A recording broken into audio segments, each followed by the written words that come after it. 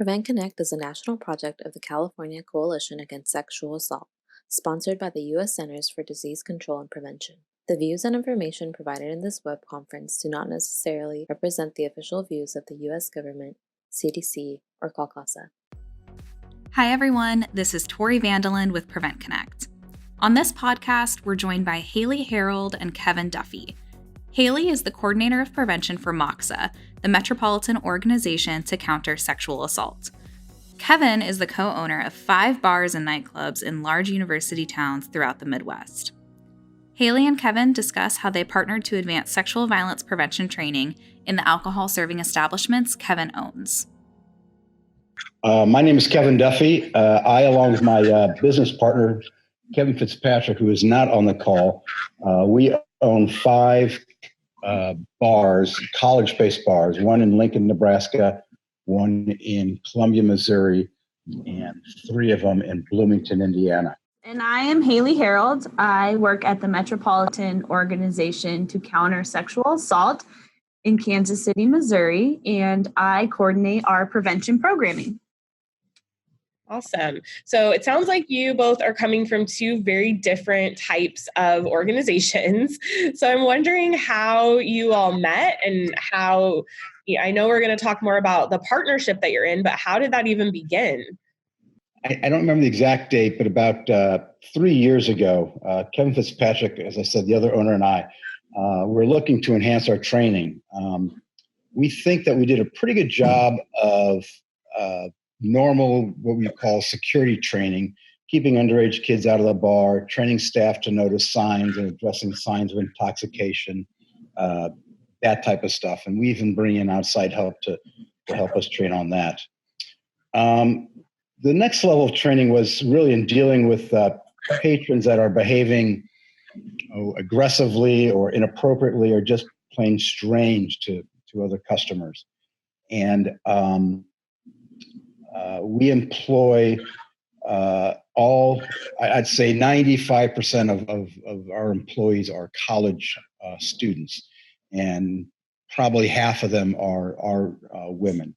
And we're always very concerned about them, leaving at night, but never really thought that much about the employees during work time or our customers during work time if they were being hit on inappropriately, that type of stuff. Mm-hmm. So we thought that we should really address that. And I started a Google search looking into it and came across the description and definitions of bystander intervention. That made a lot of sense to me, the whole approach to that, and saw that there was some programs throughout the country. There was some in Indiana, there was some in I think it was up in Portland, and then read about this group in Kansas City, the MOCSA organization. And since they were relatively close to us, we met with them, and that kind of started it. That's really cool to hear that the first contact actually came from you as an owner of establishments.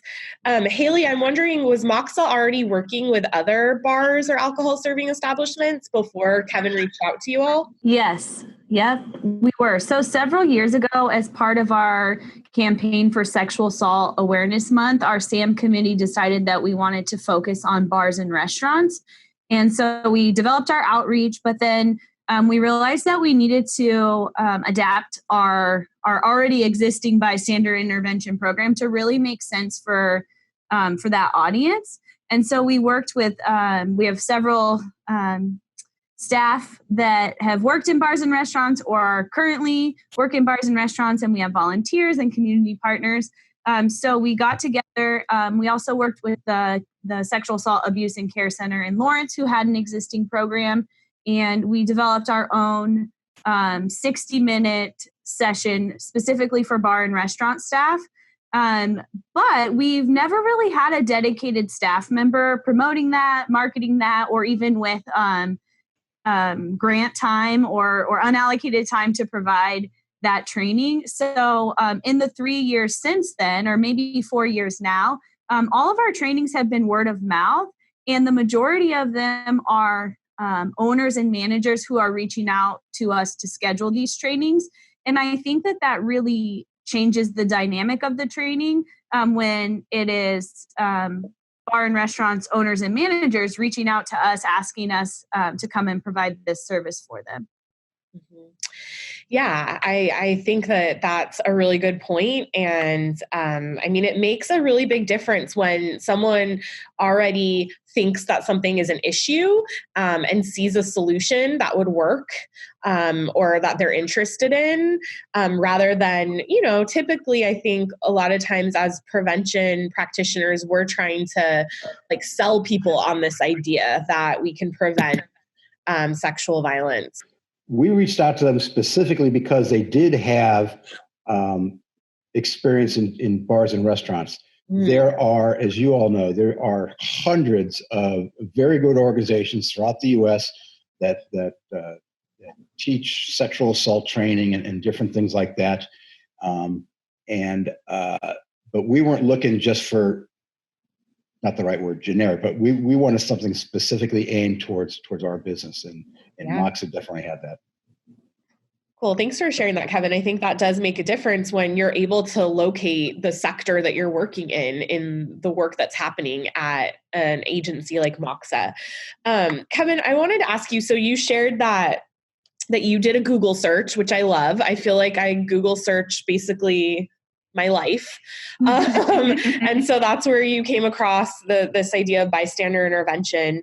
And it sounded like, what brought you to that was thinking about your patrons, but also your staff. And I'm just wondering, like, more broadly, as a bar owner, what do you see your role being in preventing sexual violence in the community?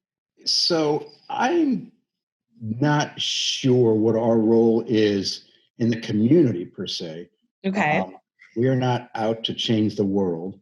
In the Okay. short term, we want to make sure that we have we believe that we have a responsibility towards our customers and towards our staff to have both a safe and fun environment. Love that. However, we have also had discussions with Haley about expanding this to invite other bar owners in. I think that if an organization like Moxa tries to get bars in, they will be successful, but maybe if another bar owner is talking about the merits of a program like this, I think it might have a little bit more weight. So in one of our locations, we did invite some other bar owners, and they attended along with some of their managers. They said they liked the sessions. We invited them for a second one about a year later and didn't get a good response. We're not going to give up on that, but we just need to have a much more better approach to doing that. So a long-winded way of saying our first and foremost is to our own customers and employees, but we do see that there's some merit in trying to get this message out to other bar owners, managers in our respective communities. This is why I love having these conversations with folks who aren't violence prevention specialists, because Kevin, you introduced it as, I'm not sure if this is prevention, but then you went and described all the things that you're doing that are preventing sexual violence in your community and are expanding out. So I really appreciate that too, and how, yes, you want to have these safe and fun environments for your customers and for your staff, but why stop there? Why not go and reach out to your fellow bar owners, so that way when your customers leave your bar and go to the next, or leave their bar and come to yours, they're still having a safe and fun time no matter where they're at in the neighborhood or on the block or wherever all of you all are congregated at. So thank you for sharing all of that with us. We do want to roll it out, but we also want to roll it out right. So we've probably been a little bit slow in doing so, but we do know that if we're going to do this, we want to kind of do it right. So Haley might be able to talk a little bit more about this 501c3 we're probably going to develop, and to not only include bars, but also get some of our alcohol suppliers, some other people in the community to help contribute to some intervention programs. Yeah, we'd love to hear more about that if you can share at this point. Yeah, so we know that when we have a community that's connected and has a shared goal of preventing sexual violence, that we're far more effective in reaching our goal. And I think we have a really unique opportunity to leverage the relationships that we already have with bar owners, and the relationships that they have with distributors and other bar owners, to expand the work that we're doing. So we would really like to continue to work on connecting bar owners, similar in the way that Kevin describes. So getting them in the door first and letting them see the training, and in doing that, dispel some of maybe the myths that they have about what this training looks like. And then we want to provide them a little bit more intense training, which is something that we've done with the bar and restaurant, or sorry, bar managers of Kevin's bars. Is we've provided managers several hours of training so that they can really be leaders in preventing sexual violence within their establishments, and also influence the people that they supervise to do the same thing. And then we'd really love to get to a place where it's not Haley from Moxa coming in and educating on bystander intervention, and really facilitating that conversation that we hope is happening all year round. But it's the bar and restaurant managers that work there all the time that are leading that conversation, so that the participants know there's someone that cares about this, that they can go to every shift that they have, not just the couple times a year that I'm coming in and providing the training. So we're really looking to find ways to build out the program, so that we can have an even greater impact. That all sounds so exciting. And I think, Kevin, you made this point, and Haley, you just made it again, that the messenger really matters. And I think especially when we're working, across sectors, different institutions and organizations and businesses, they have their own cultures, and we don't necessarily know coming in from the outside, how that is and what's best and what resonates.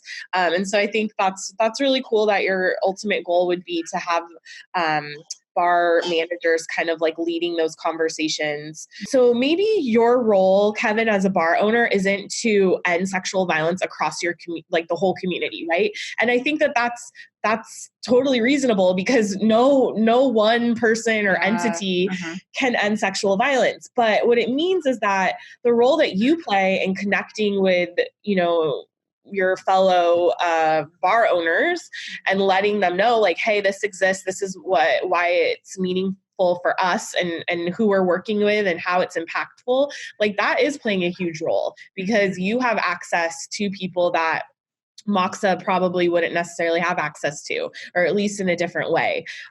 So I just think that, as we're thinking about like what role do you as a bar owner play in prevention, like that's a huge role, to be a champion, and to even just spread the word that like this is important, and this is something that exists. So thank you for that. This conversation continues on the second part of this podcast, where Kevin and Haley share more about ways to involve bar owners in prevention.